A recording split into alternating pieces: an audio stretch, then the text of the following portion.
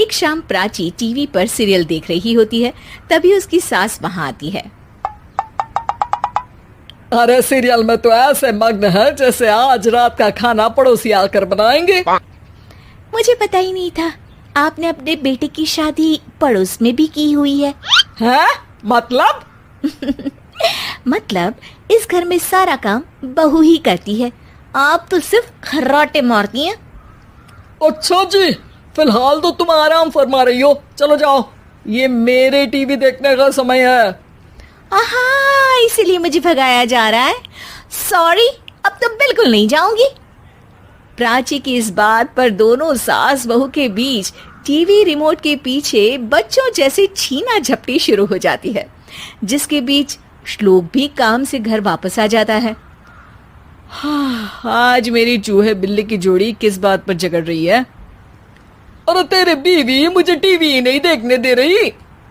अरे तुम्हारी मम्मी मुझे खाना बनाने के लिए फोर्स कर रही है। अरे वाह, ऐसे बेतुके रीजन पर तो बच्चे भी झगड़ा नहीं करते। अरे मुझे कुछ मत बोल, सब इसने ही शुरू किया है। हाँ हाँ, जैसे आप तो बहुत दूध की धूली है ना। अरे बस, दोनों चुप। प्राची जाओ, खाने की तैयारी करो।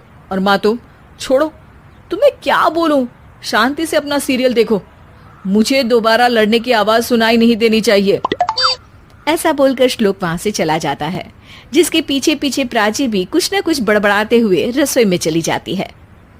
हाँ हाँ, सासू जी को तो कुछ बोलेंगे ही नहीं, बस मुझ पर ही हुक्म चलता है, खाना बनाओ, जैसे मैं इनके घर में खाना बनाने के लिए आई हूँ। इसी तरह शाम बीतती है और रात को श्लोक और प्राची की सास खाना खाकर सोने चले जाते हैं, लेकिन प्राची गुस्से में कुछ खाए बिना काम में ही लगी रहती है। इस घर में किसी को घंटा फिक्र नहीं पड़ता, मैं खाऊं या भूखी रहूं। प्राची कुछ देर के लिए रसोई से बाहर जाती है और जैसे ही वापस आती है तो वहां दूध का भरा ग्लास देखकर हैरान रह जाती है। फिक्र पूरी है, बस दिखाना नहीं है। प्राची दूध पीकर सोने चली जाती है और अगली सुबह एक बार फिर सास बहू का कार्टून नेटवर्क स्टार्ट हो जाता है। ये तुमने ही किया है। अरे अजीब जबरदस्ती है, मैं बोल रही हूँ मैंने कुछ नहीं किया। दोनों ने मिलकर पूरे घर को पागल खाना बनाया हुआ है।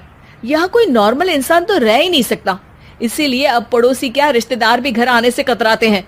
और सुन बेटे, तू भी चंगा, तेरी माँ भी चंगी, तेरी बीवी भी चंगी, रिश्तेदार। हाँ जी, आपको नहीं पता क्या, गंगाधर ही शक्तिमान है, रिश्तेदार ही। हाँ हाँ, बस समझ गया। कभी जानवरों जैसे लड़ेंगी तो कभी जुगलबंदी करेंगी। भाई मैं आप दोनों के बीच में नहीं फंसना चाहता। सास बहू की इस मनमौजी जोड़ी से परेशान होकर श्लोक अपना सिर खुजलाता वहां से चला जाता है। चलो अब मैं भी कीर्तन में जा रही हूँ। इस पर जैसे ही सास कमरे में अपना पर्स लेने जाती है तो वहां नाश्ते की प्लेट रखी देख मुस्कुराने लगती है और नाश्ता करके घर से बाहर निकलते हुए कुछ पैसे टेबल पर रख जाती है, जिसके कुछ देर बाद सिलेंडर वाला घर आता है। ओ मोरी मैया, मैं सिलेंडर के बारे में तो बिल्कुल भूल ही गई थी। घर खर्च के सारे पैसे भी मम्मी के पास है और श्लोक से बोला तो उल्टा 4 बात सुनाएंगे। प्राची ये सोच ही रही होती है कि अचानक उसका चेहरा चमक उठता है और वो घर में आकर इधर उधर देखने लगती है। तभी उसकी नजर टेबल पर रखे पैसों पर पड़ती है, जिन्हें वो सिलेंडर वाले को दे देती है। ये सब श्लोक देख लेता है।